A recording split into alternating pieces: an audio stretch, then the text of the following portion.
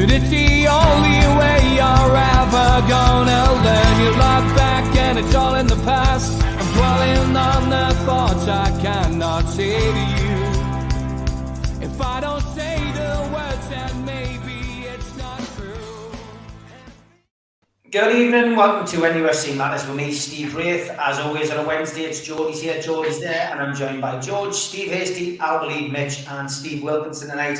Stu Penman has played his night off card, so we hope he enjoys it, has a good one. And don't forget, halfway through the show, after the ad break, we will be asking George, so make sure you get your questions through. For George, we'll try and get through a few of them halfway through the show. But George, let's start with the weekend's result. It's one we want to forget. It's one I think a lot of people expected in a lot of ways. I mean, Manchester City were neck and neck with Liverpool, of course, to win the title. It was advantage City after the weekend's results. Liverpool, of course, pulled themselves back in line last night with a win over Aston Villa. But yeah, we came across a Man City team who were ruthless after that Champions League exit, George. Yeah, and while I was fingers crossed that we might get something out of the game, in reality, I had a feeling we were going to get well and truly thumped like we did. And you can trot out all the old-fashioned sayings about men against boys and all the rest of it, but it really was a mother and father of Pearson's. There are some disappointments in it for me because we lost some goals. The things we've started to get good at, that's dead ball situations. With the help of, I understand, Graham Jones is the expert in the club now with that, and we've been doing very well. We'll be better in lots of clubs on not giving goals away from dead ball situations, but that went by the board on the weekend, as well as everything else. The other thing that slightly disappointed me was the fact that the manager went with our weakest defending player, ASM, up against one of their most ferocious attacking fullbacks. And it left a huge gap. And the first two goals came straight through that gap. Interesting today, I don't know if anybody else has seen it, there's a piece in the Shields Gazette talking about Chris Wood and how important he's been to the club since he came. A fantastic piece. If ever I heard a manager really building somebody up, he was giving it to Chris Wood. And that's interesting because when I was watching the game, there was a couple of times, particularly when ASM lost the ball, Chris Wood was shrugging his shoulders. You could see he was absolutely frustrated. But they are a magnificent team. My preference would be for them to win the title because I think they're more the pure football team, to my mind, than Liverpool are. Also, it was something I picked up, and I don't know if any other others of you did. There was a Keith's consortium lads picked up something off a website in Liverpool, asking questions about the Liverpool team and the Liverpool setup, and saying, how is it that in the UK and in Liverpool, the average number of people that have got asthma are 12.5%. So how is it that 75% of the Liverpool squad have got asthma? And the club doctors, prescribed them some of the most severe asthma drugs you can get. Now, they're bloody really serious drugs. They're the things that got the cyclists into trouble and some of the runners into trouble. Maybe it's time that Premier League looked at an independent doping group to have a look at what's going on in football, because I was staggered with that, and I took it so staggered I had to look at 2 or 3 times. I don't think I'd have took it so easily, but Keith's consortium lads picked it up. It wasn't just me. So that aside, as I say, I think Manchester City just play a far more pure and direct classical game of football for me than Liverpool do. So I would be happy if they won the title. But we were given lots of lessons, shown where we need to go. I think we've already all of us known that for a while now.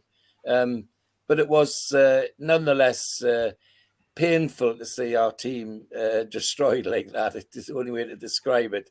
But never mind, the lessons learned and the changes that will happen in the summer. Hopefully, you'll see we're performing slightly better the next time we meet. Steve, the comparison between Newcastle and Man City is ludicrous at the minute. We haven't spent anywhere near as much money as them in the last 14 years, and we're hoping to get into those realms moving forward over the next few years. But I think one of the things that struck me about the game, apart from the clinical finishing, was the irony of Alan St-Maximin crossing that ball in and Chris Wood not getting that into the goal. Yeah. It was almost like it was almost as if he was dotting the I's and crossing the T's ASM. If he could have said, "I told you so," with actions, he did it there, really, didn't he? Yeah. That was the first notch on his bedpost for his Ballon d'Or, wasn't it? And it's gone already. It is. I mean, it. I think what was interesting about the game on Sunday and then the game previous Saturday when we played Liverpool is there you've got two teams, top of the Premier League, separated only by goal difference, but two totally different teams in terms of the way they line up, the way they play. One playing a very much a possession game and grinding you down and managing to score 5 goals against you at the same time. The other one who play very much metronomic in my things in terms of the fact that they go out, the coach has them lined up in a certain way. They have 2 attacking fullbacks, which means nobody presses on the 2 central defenders. They have a line of 3 in the midfield that protect those central 2 and make them look like world beaters. And then you have the front 3 who defend from the front. City totally different, and that's the contrast that we're seeing. But there's not a flypaper between them in terms of points. That both clubs are so way ahead in terms of where they are in the manner in which and way that play football. So that shows you where we've got to aspire to, and it's going to be interesting to see with the quality of players that we're hopefully being linked with and can bring in, and then what the coach can do with them. Which style of football will we go for? Will we go for a Liverpool style? Will we have players that play a passing Man City style of football? Will we develop our own style over the next couple of seasons? And that's what's fascinating about the fact that we are basically safe now from the dreaded drop, and we can now start to build, and that's what I'm looking forward to. But yeah, you're right in terms of that St-Maximin little cross. Absolutely spot on, Steve. Comical at times. He is going to win the Ballon d'Or, he says. I think he's got more chance of winning some carte d'or from Sainsbury's, to be perfectly honest. Our lead, we see yesterday that Manchester City are going to sign Haaland, and that's a great signing for them. There was a lot of talk yesterday about Gabriel Jesus. Would he leave? Now that Haaland was coming, I think he's probably more likely to stay. But would you be interested in seeing Newcastle make a bid for him and try and bring him to the club? Actually, this is what we're all talking about now. Almost, it's about who we can get, and some fan didn't understand that to reach the level that we can pick any player we want, we still have to have regular, or we have to fill the spot with the position with the greater players. Later on, after a few years, if we can want any player in the world, no matter how much he wants or how much we need to pay for the club, we can get. But this is difficult now. You have to start with the basis at least. So for Jesus, for me personally, after I see the market and the club's prices, I think Jesus is a great deal. We still have 1 year in Manchester City, and we already get Bruno. Maybe this also attract Jesus, and it's good to play Jesus. He can play right wing and striker. So this is 2 positions we need. So it's good option. He can play in both positions. So for me, he's a good choice, and he proved himself in Europe. And the good thing that there is a lot of players we can get. There is a lot of choices. So I think just can't wait for the summer window to start. Yeah, disappointing was it, Alwali, for you watching that game? Were you surprised Newcastle lost 5-0? Well, the good thing that I watch all the games, so I can easily say from 7th to 20 we beat almost all the teams. Just the top teams we are struggling, and I noticed that the top 6 kind of want to prove something. They have thinking about us too much, so they play with Newcastle differently. They deal with Newcastle as a strong team. They really just want to show that we are higher or we are that better, which is good. Also prove kind of think that maybe Eddie Howe, the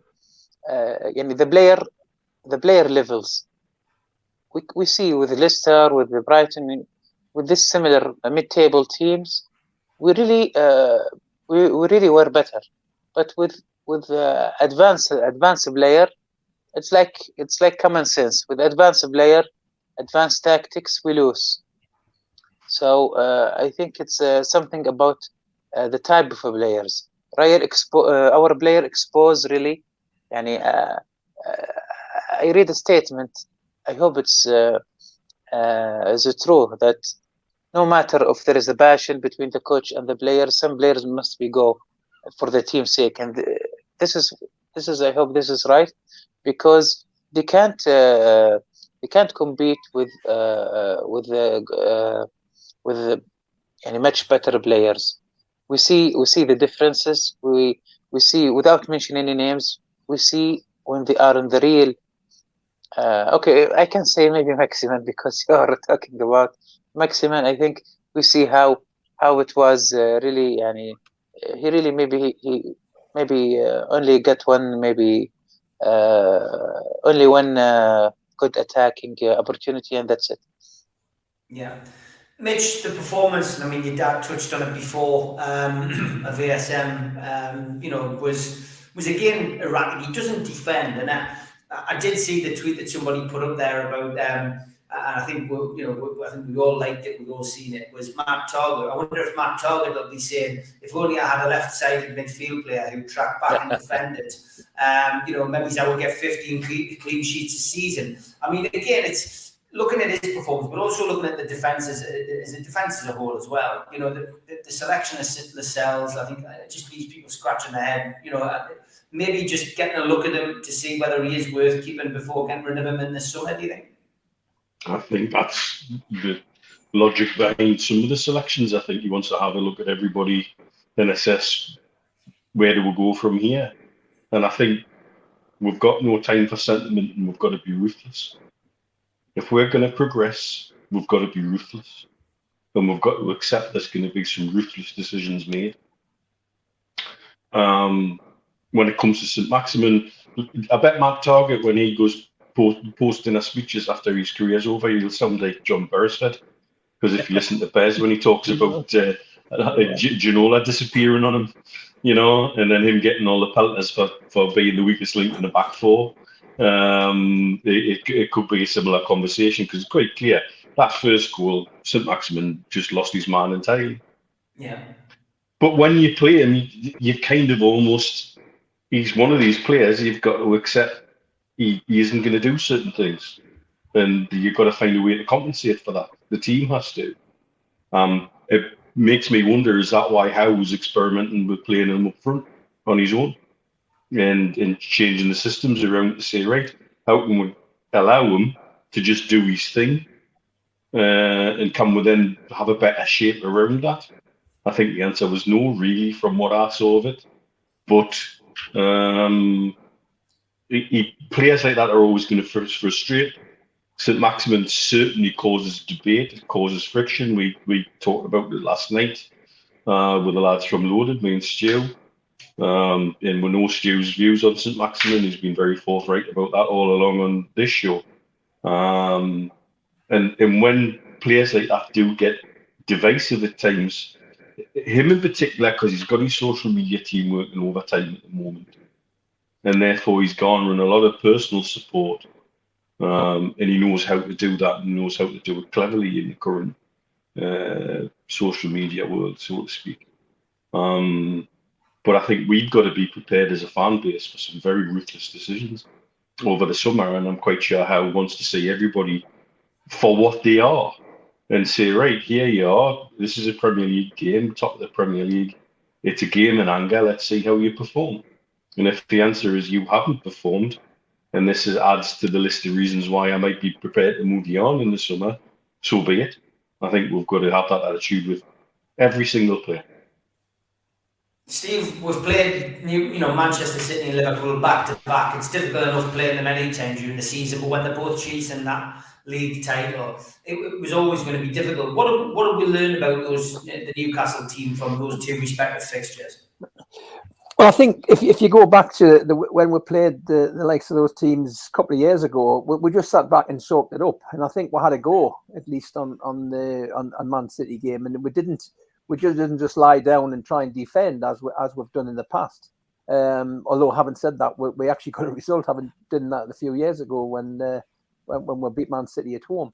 But I think it highlighted lots of areas that we are deficient. I mean, we talked about ASM, but we had Grealish doing effectively what we want ASM to do down that left-hand side, and he was streets ahead. And that's the level in line with what Mitch is saying. We've got to, whatever think of ASM and whether he's a potential squad player, we need to be moving to that next level. Somebody playing on that side and attacking the fullbacks in the way that he did. And he's not a regular. I mean, he 100 million quid, yeah, but he's not a regular in Man City's team. And so that's an area. I think, I mean, trying to take positives out of the game was that we finished with 11 players on the field. We had bookings, Dan Burn, Matt Targett and Bruno, which is more worrying when he got booked. I thought, because he gets stuck in the midfield. If he gets a red, that's all we need for the two games coming up if we're missing Bruno. But I think, again, the positives also seeing Trippier and Wilson coming back. And I think if Wilson had the chance that Wood missed, I think that would have been in the net. It's the sort of goal he was scoring early in the season, coming in on the blind side. And I think he would have timed the run better than Wood did. And I think it was probably ring rusty why he missed the chance when he got through. But we missed that chance of a centre forward getting a break on the defence because of his running and timing. And I'm hoping they're both fit enough to play from the start on Monday. Let's see what Wilson can do. Maybe he can get a couple of goals before the end of the season. It was good to see the pair of them back, though, wasn't it, Steve? Yeah, very much so. It was a major plus point of the game. But I think if when you're looking ahead to the future, if we are the third behind Man City and Liverpool for a few seasons, that gets with the Champions League. We might win the odd cup in the meantime. It's not target number one. Everybody's talking about getting the top 10, top 8, top 6, whatever. I think we're going to be quicker than that because I think it didn't take Leicester long to recover to win the league. I'm not suggesting that we're going to win the league next season, but they were in a relegation mess. And going back to when Keegan came, we're in the first season up, we finished third, and then we're competing within seasons to win the league. So I don't see why we need to think about getting, yes, that would be improvement to 10th and 8th, but when you look at the teams likes of West Ham and the teams hovering and Man United in their current state, hovering around the sort of 5th, 6th, 7th position, I don't see why we kind of compete with them. And I think that there's, but we've got to be moving to the next level and getting the kind of players that Mitch was talking about. We've got to be ruthless. Steve, I would dare suggest if we'd had Howe from the start of the season and he had that group of players from day one, pre-season, that's where we would be now. Exactly. Yeah. Because we're not that far away. And if you look at the points we gave away with the first 11 games before we came in, even if you take 8 points out of those first 11 games, where would that put in the table? Yeah, that's it. Would be mixed it with them. Yeah. So that first objective is not pie in the sky. You can start mixing it there. It's within the grasp now for me. Exactly. Yeah. I think you go back to the beginning and we're winning games even under Bruce. We're winning matches, and then the defence all fell apart. West Ham was the classic, the first game. Win 2-1 at half time. I don't think Eddie Howe would have lost that game, but we just fell apart in the second half. Yeah, interesting stuff.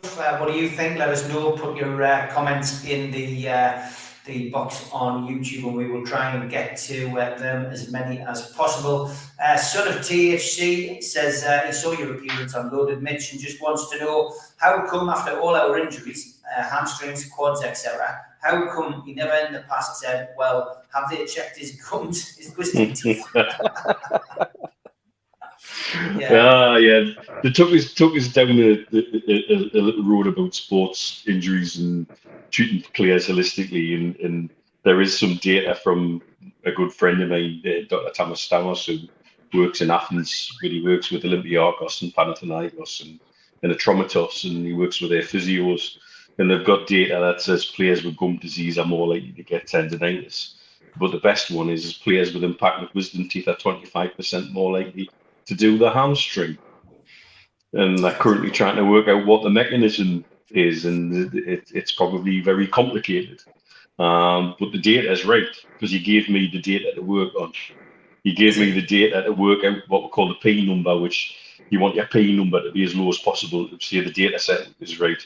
And my P number came out to like 0.007, but he didn't tell us what the data was, so it didn't bias my attitude to what I was doing while I was crunching the numbers.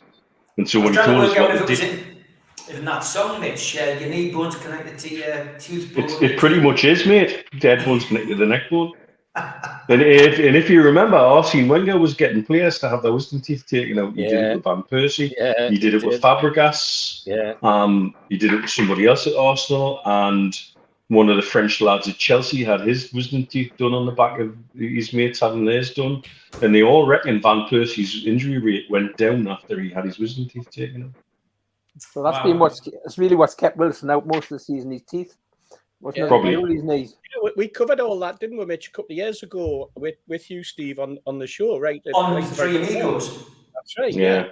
And that was at the point where it was very much talking about all of the other issues around the medical side that FIFA were looking into at that particular time. It was that was very, very interesting show that we did. Well, that was when I got invited to speak at a conference out here in Dubai, FIFA Medical Conference, because the thing they were wanting the data on was the connection between gum disease and heart disease, because they were wanting to look at all possible avenues for players having sudden heart problems on the pitch.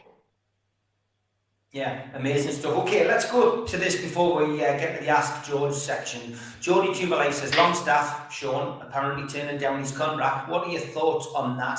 He says, personally, I don't blame the lad. If he can't get in the team now, then he won't in the future. So good luck to the lad. He wants more football. So, George, thoughts on Sean Longstaff turning that contract down? Well, as a local, I'd be disappointed to see him go elsewhere, but he's got to be realistic as well. Has he been providing on the pitch something that the manager can say, well, he's got to be in my team? And for me, he hasn't, I'm afraid. He's got to go up a couple of notches before he gets to that level. So I would say to him, sign an improved deal and count your blessings, Bonnie lad, and dig in and try and get in the team next season. But on the evidence of what we're seeing this year, I'm not counting years before that, because I'd still, as you know, said the other night that I think Bruce killed the two Longstaffs while he was here. But if Sean can show that he's up for it, then I'm sure I will put him in the team.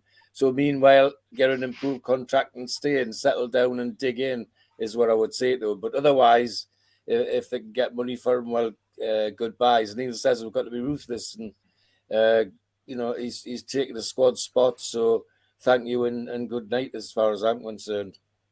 Yeah. Okay, Steve Hasty, same for you.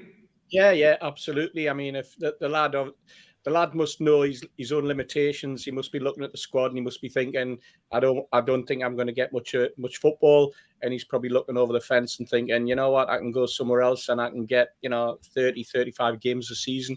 I hear that there's supposed to be one of the Glasgow clubs, it says. I didn't say which one. There's only two are interested in him. I would suspect it might be the green side, but who knows? But I wish him well. I wish the lad well. I think that I agree. I think he was bruised to a certain extent. I don't think he ever recovered from the ankle knock that he got that kept him out for quite a period of time when he was just really establishing himself. And I don't think really from a midfielder whether we could ever decide whether he was a number 8, a number 4, or a number playing behind the strikers as I don't know, to call him number 9, number 10, whatever. I don't think he ever nailed down a position, and sometimes that's been a fault with a lot of lads that we've had. You know, you go back to Ian Bogie, and you know he was there with Gaza, and you go back to some of the other players that we've had, Clarkey, you know, nailing down exactly what his position was going to be. You know what? He could go somewhere else, and he could have just as good a career as Lee Clark had. You know, he could be just as successful as Lee was at Fulham, for example. And I wish him well if that's what happens. Our Leeds, the Longstaffs, we've spoken about them before. Somebody, Kenny Ransom, has just put in the chat that he, no, it wasn't Kenny, it was somebody else, Anthony. Had a good chat to Sean last night with North Shields. He alluded to me that it was and will get sorted and announced soon. So maybe, you know, it might not go. But, you know, the Longstaffs, do you think Newcastle should call it a day now with the two brothers? For Sean Staff, I think he understands it. Well, he knows he can't get to the first team, regardless what's happened in the last 2 years with the Bros. We noticed in the game, like for example, Bruno was disappeared. I didn't notice Bruno because the player was playing with them in the midfield. They are not that. They can't help him to play with the same level. So this is what you see the drop. So Steph, he's smart. He's 24 years old. I think this age, you need to play all the games, and you can do this in Newcastle. So this is if you look to play. He must play another team to have full games at least. Okay. So now financial. Is he getting an offer? This is a good question for him. Is he getting an offer better than a Newcastle offer? If he should go, but maybe maybe he didn't get the offer. So maybe the best thing is for him is to get like for example 2 years contract, and he can be loaned to a Scott League or any other leagues, and he can play in the starting lineup. So this is good chance for him to play and level up his performance. And who knows in the future what could happen? Who could be great players? But this is the thing. He need to play, and this will not happen in Newcastle. Okay, Mitch, the Longstaff thing we've spoken about many times. You know, what's your views on the recent stuff in the papers? That's part of the reason why I say expect some ruthless decisions, and that might be one of them, or it might not. What may work in both of the Longstaff's favours is they seem like two lads who are coachable, and if Howe sees something in both of them, and in particular Sean, to sort out what Sean should be. And Steve made the point before, you sort of, we didn't know, is he a 10, an 8, or a 4, or a little bit of something in between. For me, he was playing his best football playing off the striker, and that was when he got his injury. Yeah. And I think it's fair to say somebody's mentioned in the chat as well, I think it's fair to say that he's not quite been the same since he come back from that injury, and so that's something else I would maybe be looking at, is to say, do we need to assess physically, mentally where he's at, and does Howe see somebody who he can work with and develop and who can be a complement to the squad and an asset to the squad? And I think if Howe feels that, he'll make room for him. Because again, I've banged on and on and on about squad management for ages. And again, part of this squad management is making sure you're ticking all the boxes on homegrowns and who takes what way. And you have to keep some of them around. And you'd never question his desire to play for the shirt, would you? And things like that. Yeah, they're all the noises that are coming out of Eddie Howe, aren't they? You know, Eddie's been saying how much he wants him to stay. That in itself says an awful lot. Now, I presume you're exactly the same, Steve. Yeah. No, I am. Can you hear us, lads? Sorry, I had to do a quick change there. Yeah, look, with the Longstaffs, we had a bit of inside knowledge for quite a few years with Malcolm, because Malcolm McDonald's obviously the president of North Shields, and he knows the brothers very well. He's got a good relationship with them, and it'll be interesting to hear what Malcolm's got to say on the show tomorrow night, because he does still bum into the lads, and I think they're fairly honest. I think they're honest professionals. I agree with George. I think ultimately Steve Bruce really finished the Longstaffs at Newcastle with the way that he treated them, with the way that he played them, with the way that he rushed Sean Longstaff back from injury. And I just genuinely feel that I think Newcastle will progress and bring other players in. If we're going to bring somebody like Paqueta in, or you're going to bring another winger in, there's not going to be places for the Longstaffs. And these guys want to play football. And I think it's a thank you and goodbye. I'll be very surprised if either of the Longstaffs are at Newcastle next year. I think there will be maybe one or two local lads, but I think Newcastle will be looking to make things bigger and better. And I think they'll be doing that in the summer. Steve, your thoughts on that? Well, I think one of the things that we're involving loans, we tend to think that we're going to loan players out to the lower levels. We've had players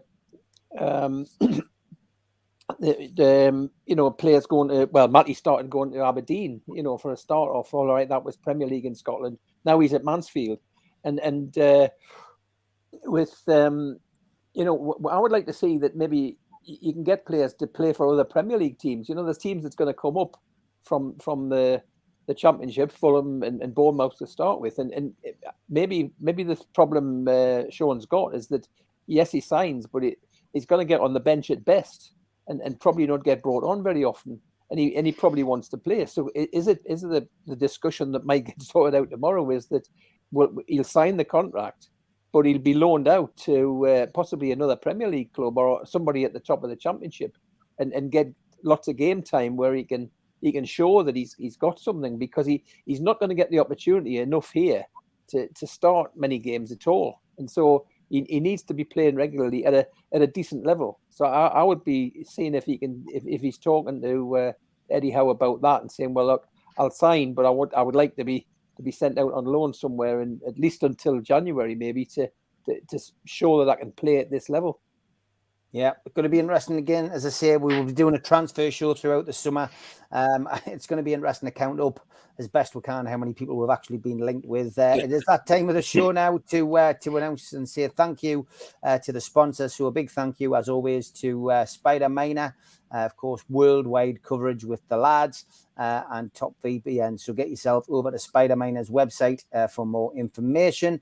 Thanks to skipsandbins.com, telephone 0800 25 45 25 3, email inquiries at skipsandbins.com, website www.skipsandbins.com, easy contract free and pay-as-you-go waste collection. Thanks to L&G Family Funeral Directors, 0191 389 7245, and the Garden of Healing Dispensary, CBD hemp and cannabinoid specialists, www.thegohd.com.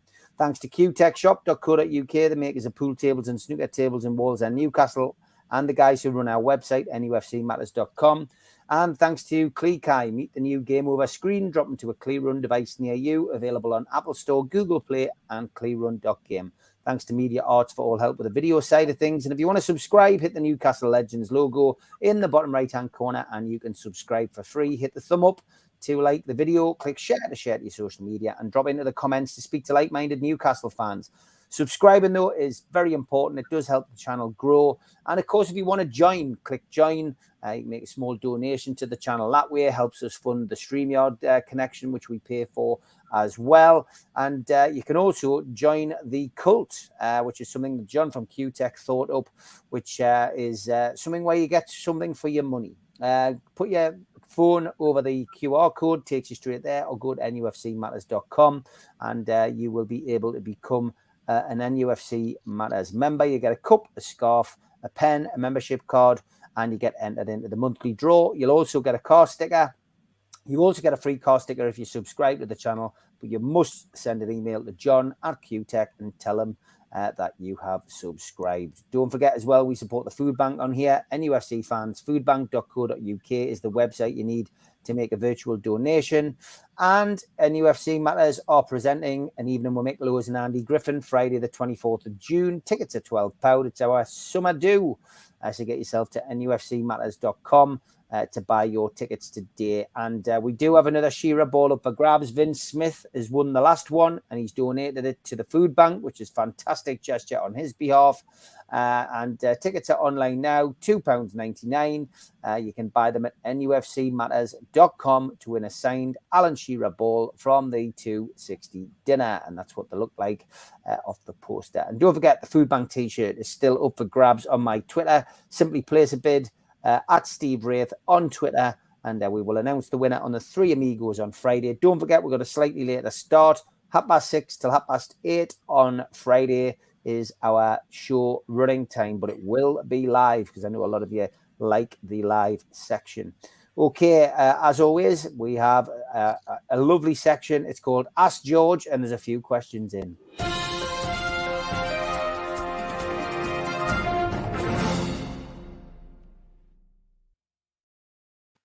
Okay, we'll try and get through these couple of questions for George. This one from Geordie Toomba Life. Evening, lads. Hope you're all well. Question for George. What's the worst refereeing decision, George, you've seen in football? For example, Maradona's hand of God or anything else that might spring to mind?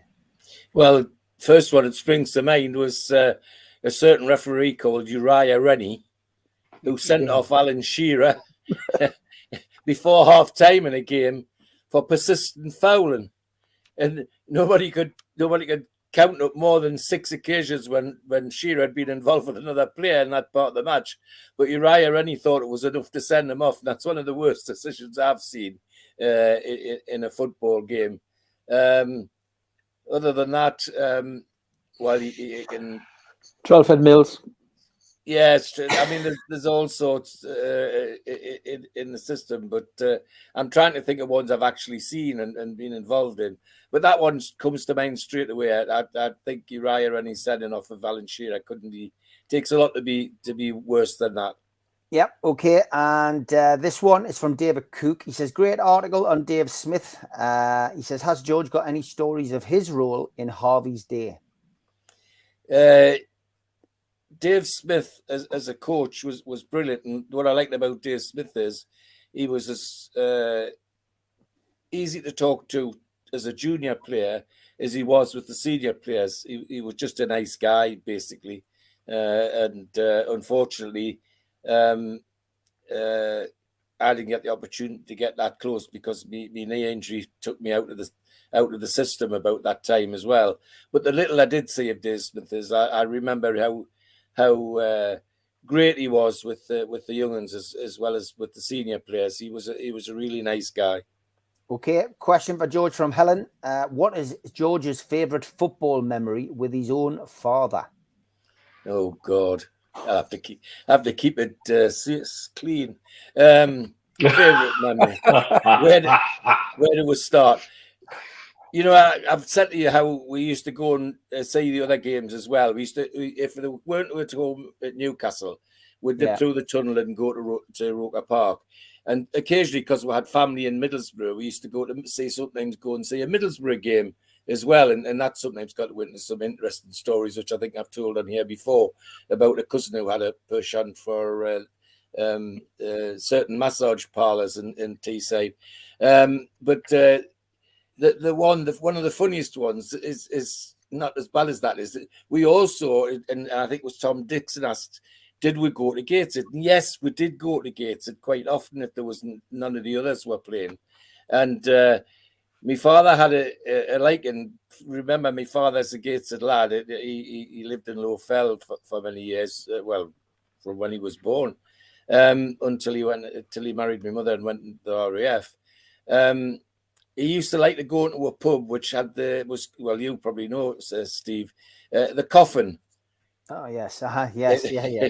Right opposite the old Gateshead pitch at the Redriff Park. It called the Coffin because of its shape. The shape of the building was actually like a sarcophagus. You know, you went in there, my dad always liked to go in there for a pint before we went into the match, and he'd go and get his well, 1 pint. If he could down 3 before we went into the ground, he would. He'd get me a lemonade and sit me in a corner. But he was standing at the bar, and he suddenly struck up conversation with a bloke next to him. And the conversation went something like that. My dad downed a pint and one, and the bloke said, "Did you enjoy that?" And my dad says, "It was bloody lovely." And the bloke says, "So you should, it was my bugger."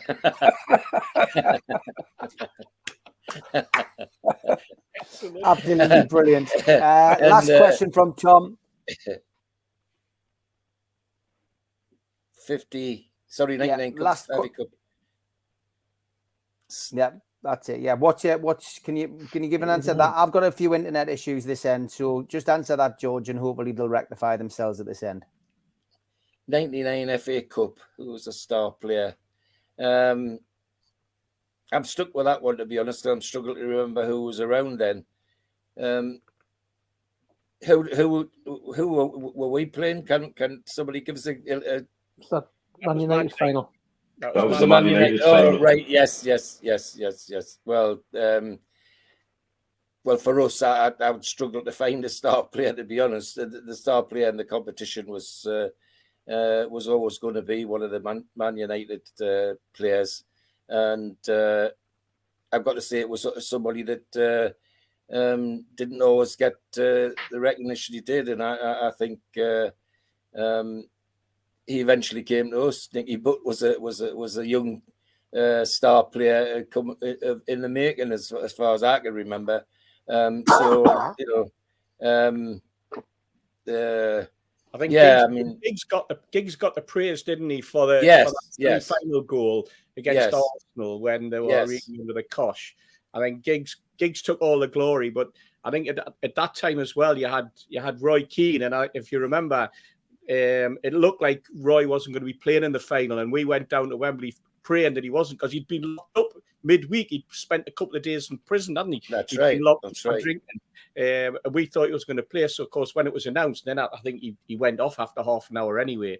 But that was just typical of our luck and typical of Man United, wasn't it? You know? Yeah, it was. Yeah, and it was was that one of the games we went to, Neil? Can you remember? Aye, it was absolutely. Yeah. And having taken the lads down and got all keyed up for this game, to go home empty-handed was because I used to carry 5 people in the back of the car who were pretty awful losers. If they lost, the chauffeur used to get it in the neck. Get into the traffic, get on, go on, do this, do that. Because I was going to say, was that not the final where we somehow ended up in the Royal Cavalcade? That's what made us ask, because yes, being bad losers, we're getting this big car that I hired to take with there, and we're in the car park, and this lot at the back of me are saying, "Go on, get out, go out on the road, George. Go on, don't wait, get on." And I made a move to go, and all of a sudden this copper waved us into the traffic, and I put my foot down in this big car. It was a big blacked out Savira, the first Savira. I was going to say, was it not a big blacked out Merc people carrier or something like that? It was one of the first Vauxhall Saviras, which were fantastic, right. Turbo driven, and it went like the wind. So as soon as this copper waved us, I went. And I'm bummed along the road, and suddenly our Neil leans forward from his seat just behind us and says, "Hey, I think that's the Duke and Duchess of Kent in the car in front of us." And it was. we were right behind the royal party leaving the FA Cup final. And we got a little bit of way along when this copper stood in front of us. He had more gold and silver and braid on his hat that would have paid for my mortgage. And I stopped, and he guided me into this old bush shelter, and was surrounded by policemen with guns and all kinds, wondering why we got to where we were. And so I said to him, "Well, one of your mates, one of your colleagues waved me into the traffic, so I just did what I was told." And he wasn't impressed with that. And so they had a bit chin wagging and a bit tut and all the rest of it, and could see we were feeling uncomfortable. And eventually they let me out the back door and set one away. But the thing is, what you won't know is I might have said it on here before. One of the people in the back of my car was a copper, and he had his warrant card with him. And so I said to him, Paul, when were you going to speak up? He says, well, I was waiting for them to get their rubber gloves on to see if they were going to do a search. And I said, thank you very much, Paul. And off we went. But yeah, that was, I'm still struggling to think about who I would regard as the best player on the field. But had to be Shearer in '99. I mean, he was he was probably the for us, yes, best player. But he said it throughout the competition. But anyway, that's Ask George for this week. 50 minutes left. Let's tackle this one. So Steve Wilkinson, come to you first. Kind words on Sky Sports about his feelings for the Toon and Sir Bobby Robson from Jose Mourinho. Would the lads like to see him at the Toon one day, Steve?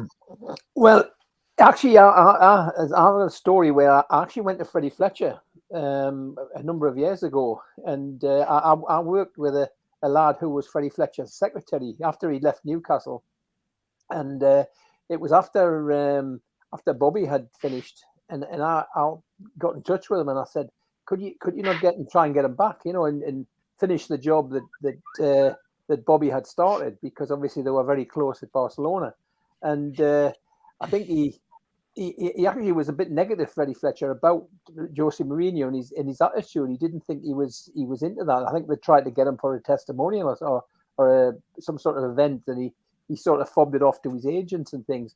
But that was I think when he's spoken in public on like Sky or anywhere, he's always had a soft spot for up here, and I think he actually found it a difficult ground to come to with a lot of these teams, and we seem to do quite well against him. But it was I didn't see the interview. I heard he was talking about it, but I don't know. I think he's probably, I don't. Well, he's not history because he's still doing okay. But I think we're going in a different direction now, and I cannot see him being the follow-on to Eddie Howe. I'm hoping Eddie Howe becomes the new Alex Ferguson. He's still here in 20 years' time, and we've won the league umpteen times, whether I'm here to watch it or not. But I think it's a different direction to go to Jose Mourinho to come back here, or not come back here, because to come here at all. Okay, Mitch. Yeah, for me, if this was a question 10 years ago, absolutely yes. For now, I think football and us are going in a different direction. Yeah. And I think we need somebody younger, somebody more dynamic. He seems to have this second and third season syndrome when the players work him out. And I think his time's passed, really.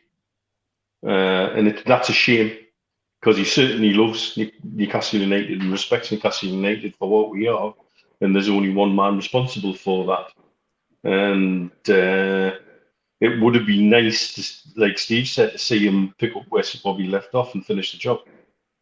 But that time's been and gone. And I think we're going in a very different direction. And as Steve says, it would be nice to see Eddie Howe prove himself to be a man for all seasons and show what a dynamic young manager of this era can do. But I think in terms of going to Mourinho, I think his time's passed for us now. Okay, Al-Walid, same question. Jose Mourinho at Newcastle, is that something you'd like to see in the future? If I have a feeling, I feel he will come in the future somehow. He's a goal achiever, and I think the coaches they are learning from him. I believe now Klopp is kind of more look-alike of Mourinho. I think he get from Mourinho character some, especially in make you go out, make you this psychological games, and who can drag you out of the field. I love Eddie Howe. I wish if he continues, but there is a goals. There is a goals to be achieved. Now the goal is to stay in Premier League, which it happened. So I think next year maybe the goal to fight and show a better team and go to Europe. But within 2 years, I believe he still have 2 years in his contract. So we expect a better season. So next season, the season after, maybe FA Cup. So the good thing about Mourinho, it's not first time he say this. He always have a spot for Newcastle. This has happened many times before when he visit. So this is not a new thing, and I can say one thing. He's much appreciated here in Saudi Arabia. Mourinho, we have something called Mahd Academy, which is a new institution care about development of the football from the kids' age, male and female, and they assigned Mourinho as a ambassador for that. So I can see him coming in the future because he still have his way. He have a recipe to succeed. He can't do it by himself. We notice the clubs he succeed in it. They have the players love and stand by Mourinho, and this is what Mourinho needs. Need a player and support. So I can see it. I could see him coming in maybe after maybe 4 years if we didn't achieve something better. Great insight, Al Walid, on the Saudi connection as well. Steve Hasty, same question. Jose, it's been a name which I think we've talked about in the past, and many thought he might be one of those managers that would come in if a takeover went through. What's your thoughts? My thoughts are that if Eddie Howe doesn't succeed this season, then I wouldn't be surprised to see Mourinho in next season. I think he's still a top class manager. I think he's the sort of guy who would come because having had so much success elsewhere in the Premier League, and as he said about Manchester United in that article, in that interview, that was he was the last man to win anything with them. He likes to rub that in. He likes to just keep sticking the knife into them, and I think he has an awful lot of pride. And I think he would see Newcastle as a totally different job to any of the other jobs he's had in the Premier League. And I think of all of them, this is probably the job that he would enjoy doing. So I think we've already got a manager, and as I say, like everybody else, I want Eddie Howe to be successful. But if Eddie Howe starts to stutter and the pressure's on him, then I could imagine Mourinho being the first name in the frame with the new owners if that happened. So yeah, that's my feeling on it. And I think he'd be great. I think he would be he is a top class manager, and I think he would do a fantastic job. But we've got Eddie, so let's hope that Eddie is successful. George, it's an interesting one. I mean, of course, the connection with Sir Bobby Robson is what makes it more special, I think. Absolutely. And the fact that he was his mentor. Has time passed Jose by, though, or has he just picked the wrong clubs at the wrong time? Has he been a victim of what was going on behind the scenes? Because when you look at Manchester United, you look at Tottenham, they've both got issues behind the scenes. Yeah, and what happened to him at Manchester United was nothing short of disgraceful. But that's not just for Jose. I think Ole Gunnar Solskjaer as well. I mean, the fact is that apart from that, club lives in a world of its own. Did you read David Beckham's comments yesterday about how Manchester United fans are the worst, have suffered the worst of any fans in the country? I thought to myself, my God, what planet you living on, buddy lad? You're stuck in a time warp. But never mind. Steve said it for me. We picked Eddie Howe, and for the time being, we've got to stick with Eddie Howe. We don't want to be a club where one in, one out every 5 minutes. Give Eddie Howe his head. Give him his chance. And if in a couple of years we've done nothing, it doesn't look like we're going to do anything, then I could, like Steve, I could see people like Mourinho hovering around the club. Can I come back on one of the things in the thread? Somebody just said about me comments about not being a home game. So I used to go to Sunderland and Middlesbrough and Gateshead, and the comment at the end was that would be frowned on now. Well, I find that quite sad, to be honest. I'm going to upset you even more, because my wish is to see 3 Northeast clubs in the Premiership. Yep. So when the Premier League sits down and have their cosy votes, there's 3 Northeast votes going to upset the big 6 in London elsewhere. And that would be great for me. No, I'm not saying that the other 2 should be better than us, but what I'm saying is that for a Northeast football fan, I'd like to see all 3 clubs back in the Premiership. Yeah. And the reason I went to things like that was the lads on here have heard me talk about the Chicken Road Academy. That was where we used to live, and how that's where I got my football education. Well, my education was about loving football, not just Newcastle United. Yes, Newcastle United was first and foremost. In fact, if I could interject something else, today is 98th birthday for Jackie Milburn. And you know, that kind of thing just comes to my mind when I'm thinking about it. But for somebody to think that you know, doing those things would be frowned on now, I find quite sad. Football's a game to enjoy, and you can enjoy it in all sorts of ways. And we had some great times. I mean, when I used to do sponsorship stuff for the Sunderland and Shields Building Society, I used to get all sorts of free trips to Roker Park, and I used to sometimes take Neil, and we had some great times. But you know, I understand the rivalry, and there's nobody more of a rival than I am.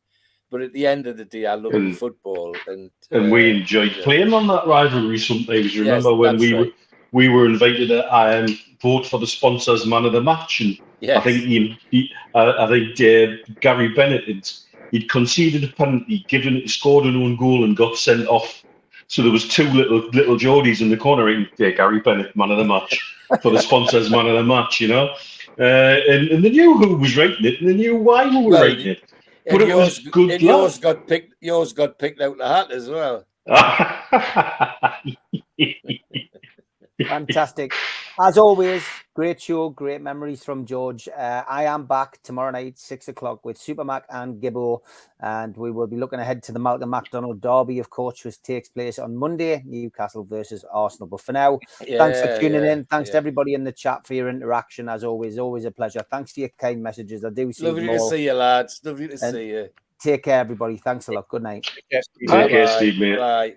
See you, everyone.